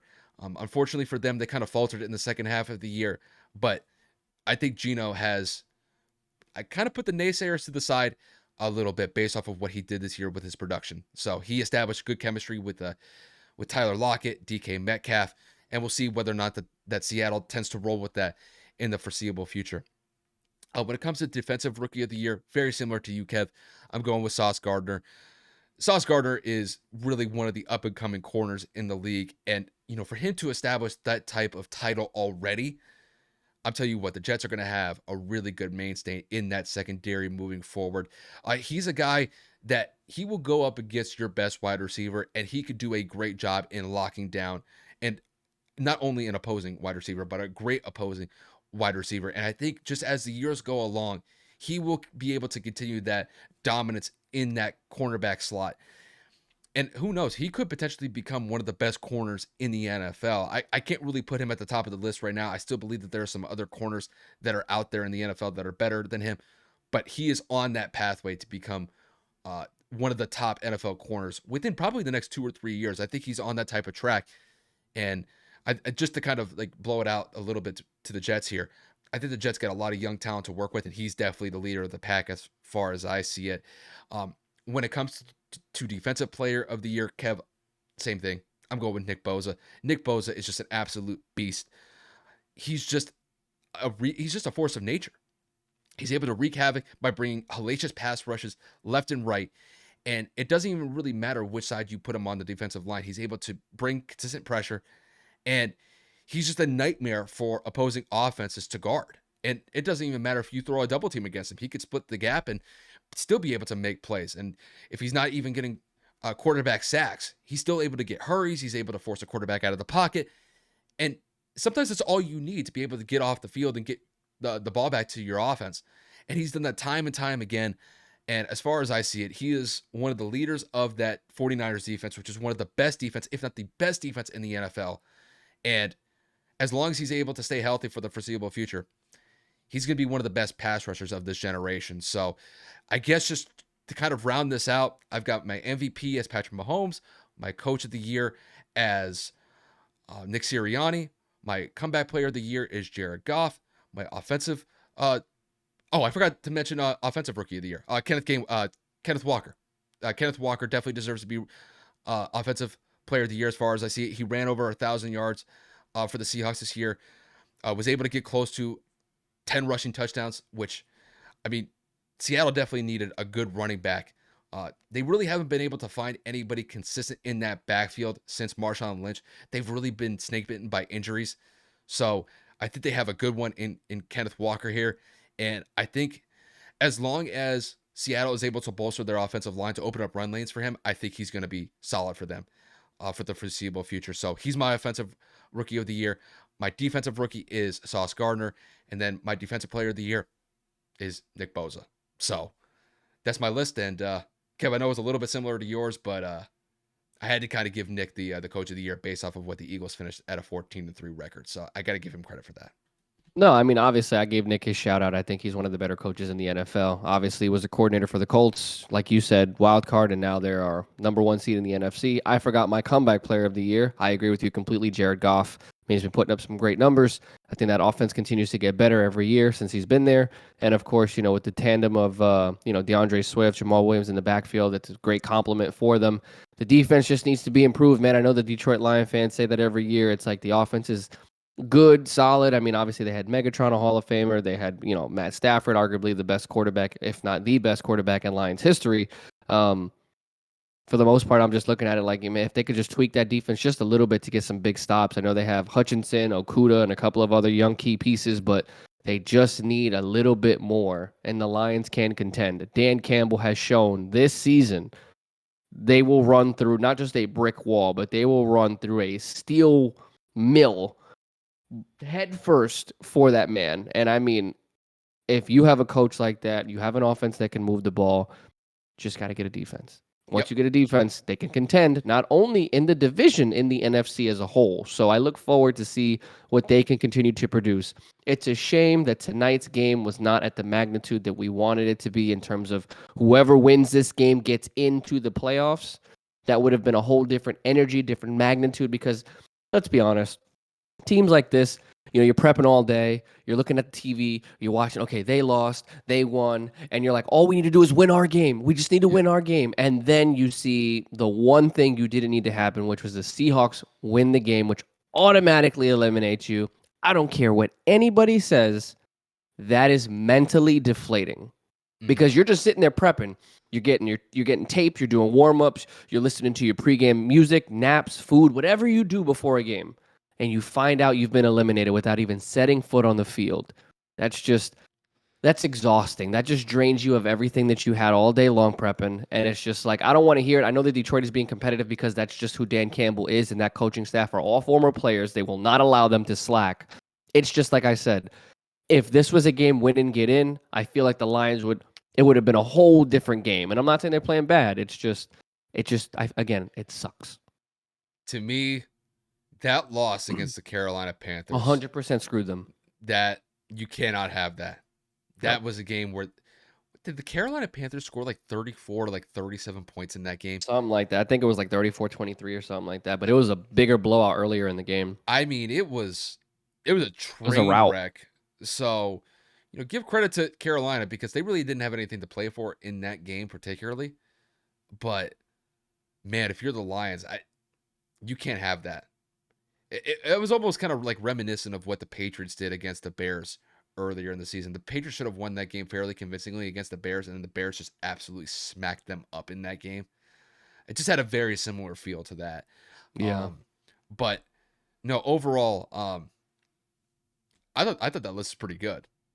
Yeah. From top to bottom. So we'll find out who wins those awards as we get closer to the Super Bowl. I know they'll start Super Bowl. unveiling those awards before. I think it's actually like the week of the Super Bowl. I think they start releasing Yeah. those awards. But no, it's just a good list to put out there just for right now, and we'll just kind of live with the results when the results show.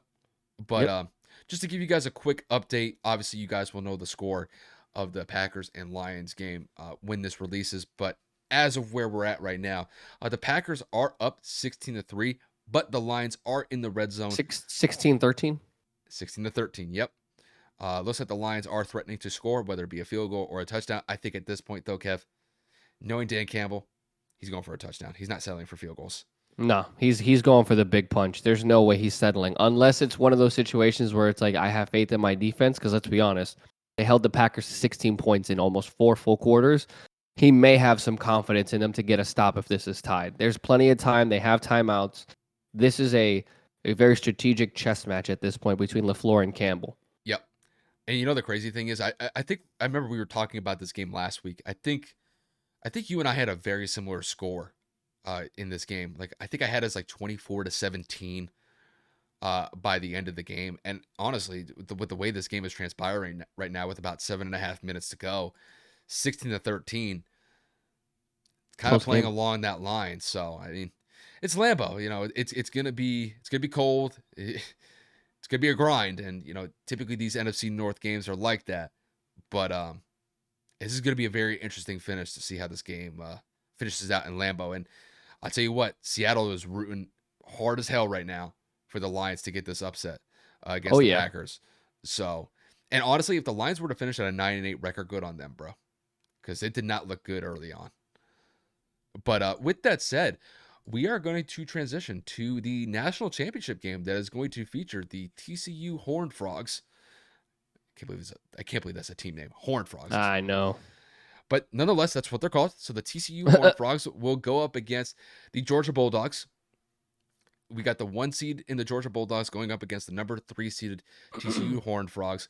I mean, if you guys had watched last week's semifinal games that featured TCU, Michigan, Georgia, and Ohio State, I mean, those games lived up to expectations and probably exceeded them just based on Surpassed, how yeah. it was an unbelievable semifinal weekend last week in the football playoff in NCAA football, or NCAA football, I should say. But nonetheless, we are here on the national championship stage. This game is going to take place, I believe, in SoFi Stadium on Monday night. So this is going to be a huge game for both Georgia and TCU. So Kev, to kick this one to you, we've got TCU and Georgia going at it in the national championship at SoFi Stadium in Los Angeles on Monday night. Who do you think is going to come out on top and why? So this is tough. Obviously, I don't watch a lot of TCU games. Not that many people do, aside from my little brother. No offense to TCU fans, it's just not a team that people necessarily follow, like the big schools like Ohio State, Michigan, etc. For the sake of biasness, uh, supporting an SEC team in the Gators, we all know the powerhouse that the SEC provides. However, the Big Ten has always, at least lately, been able to give them a run for their money. I mean, Ohio State's always up there. Obviously, like I just said, Michigan's up there. But it's just the one thing I have a concern for is that Georgia is known for being able to run the football and, of course, a stout, tough defense. Ohio State was able to thread that needle in every way possible. Stroud had himself an incredible game. They were able to run the football, and that is why I think TCU is going to give them a lot more of a headache than people anticipate. Similarly, on the other side, TCU was not favored in that game against Michigan whatsoever, and they came out and punched them right in the mouth. I don't know if that's because Michigan downplayed it. I don't know if it's because that call that came back where the player, his butt touched the end zone, but he was still bobbling in possession. I don't know if that took the air out of their sails or popped the balloon or whatever. The point is, TCU ran right from that moment on. Didn't stop, didn't look back. It ended up being a shootout, but that offense, despite having a couple of tip passes that led to some interceptions, I think TCU is going to give Georgia more of a headache than Georgia thinks. Personally, I think Georgia wins the national championship because I think Georgia's deeper. I think they're experienced, and I think that they're a better overall team. They know how to compete in the most important games of the year. I mean, obviously, last year winning the national championship after falling short so many times. I think that they go back to back in terms of national championships, but it is going to be a close game. I think TCU pushes them to the brink of elimination. I think TCU is going to give them a very, very, very good shot to put Georgia on their heels and say, well, if we don't ship this up, this is going to be another loss in the record books. TCU had a magical run. I'm not taking away anything from them. Their defense made stops when they needed to against Michigan, forcing, I think, 3 or 4 turnovers in that game. And I think that they're going to get a couple from what's his name? Stetson Bennett at the quarterback of Georgia, who had a couple of turnovers against Ohio State, who isn't really known for any type of defensive presence, at least not this season.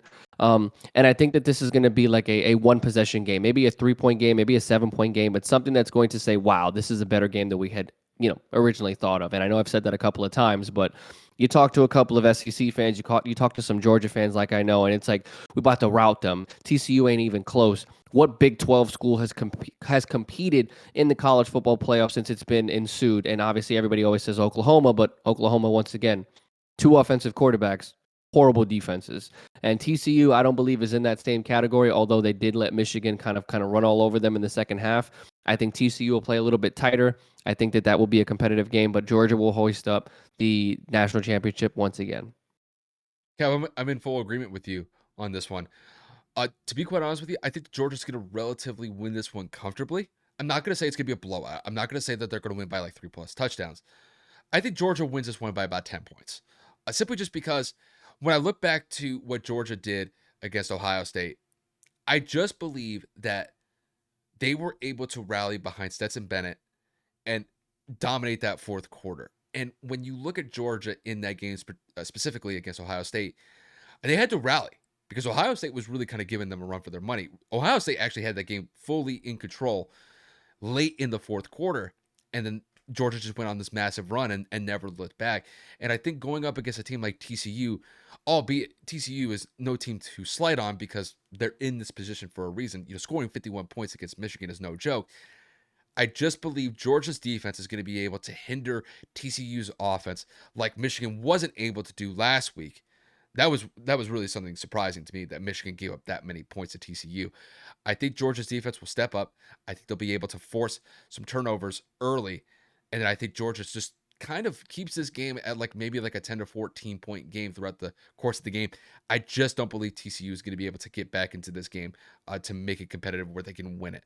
And to focus on the quarterback play here, I'm going to focus on Georgia here for a second. I think Stetson Bennett has just been a model of consistency this year. I mean, look, they're 14-0 for a reason. If you're able to maintain that type of undefeated season in that juggernaut of a conference like the SEC, going up against just absolute difficult teams like Alabama, man, you got to give them credit. And I think when you look at Stetson Bennett, man, I think he's just the guy to lead that team forward, especially when maybe the obstacles may be kind of too much to handle. When you look at that game last week, Stetson Bennett was absolutely critical in that second half of the game. He threw for damn near 400 yards, had 3 touchdowns, albeit had the 1 interception, but he was the sole reason why they came back into that game. And then when you look at TCU won that game simply just because of how many turnovers were present in that game. Michigan did not have a clean game, and TCU was able to take advantage of that. And I think this is one of those games where I think TCU has to play absolutely perfect from an offensive perspective. And I just don't believe that they're going to be able to do that consistently. And, for TCU to be in this position, it's good on them because I don't think a lot of people had them in this position going into a national championship scenario. I just don't think Max is going to do it. Max Duggan has been decent this year. In that semifinal game, he was average. He had 2 touchdowns and 2 interceptions. Anything crazy. But going up against a vaunted defense like Georgia, I think Georgia's defense is going to make it really difficult against him. And I wouldn't be surprised if Georgia's defense is able to get possibly another turnover or 2 off of Max like Michigan was able to do last week. It's just, I think Georgia from top to bottom, I just think that they're too vaunted of a team for TCU. And I think Georgia, with their offensive weaponry, their defensive prowess, I think they win this one by about 10 points. If I had to put a score on it, I think Georgia wins this one by the score of 34-24, and Georgia would repeat as national champions once again. I'm hoping it's a good game. I mean, once again, we've said this countless times. Nobody expected last weekend or 2 weekends ago to be shootouts the way that they were. And it ended up being probably some of the most entertaining college football that we've seen in a long time. If this game, at the level that it is in terms of the national championship, if this were to go and be a shootout, I would not be pissed. Not even close. I wouldn't either. I want an entertaining game. But again, I've said this multiple times as well. As a defensive fan, if this were to be a low-scoring game because both defenses decide to show up, I ain't going to be mad either. Nope. So, bottom line, got some great sports coming over the course of the next couple weeks. National championship, obviously the NFL playoffs, and a couple of other things that we, the NBA is getting ramped up. The All-Star break is coming up. The trade deadline's coming up. You'll have the NHL season picking up, and then I think baseball is 81 days away from pitchers and catchers reporting or something like that. Maybe even less than that. It's less. 81 days is 3 months. 81 days is probably the regular season then, is probably what I saw on Twitter. Because pitchers and catchers usually report at the end of February. So, yeah, you're right. Probably about 50, 60 days for that. Yeah, I think it's 50. Probably something around like there. That. Which means the traffic in this area is going to be lovely because of this shit sock stadium that's right next door. Oh, well. Anyway. Just got to live with it, right? Yes, sir. But, guys, that about wraps it up for us today. Of course, you're going to be seeing us shortly in the next couple of days. We'll obviously go into our full-on analysis and predictions for the wildcard games and a couple of other things that we're going to get covered. But other than that, man, I hope everybody had a great weekend. I know I did, just kind of relaxing, cooling it with the family, cooling it with the missus. But, Kyle, let's close this out, brother. That's all I got for us. Yeah, once again, thank you guys for tuning in. Whether you guys were listening to us on the audio platforms or watching us on YouTube, we definitely appreciate the support. Trust me, we will have plenty of content for you guys rolling out over the next couple days. So definitely stay tuned for that. Obviously, going into uh, the end of this week, we'll definitely be covering the wild card games that are going to be featured in the NFL. There's going to be no shortage of playoff content for us to go through. So definitely stay tuned for that. And like Kevin said, now that the NFL season is ramping down, all things considered, compared to where we were last month, there definitely will probably be a bump in our NBA content. Um, Definitely expect that. And then, the occasional hockey one, we may chime in from time to time on that as well. So definitely stay tuned for that. But no, once again, thank you guys for tuning in. And Kev, I got nothing more to say. So you can close us out here, man. Take it from All here. right. Appreciate your support. We'll see y'all again soon. Have a great night, and we'll be back soon. Take it easy, you guys.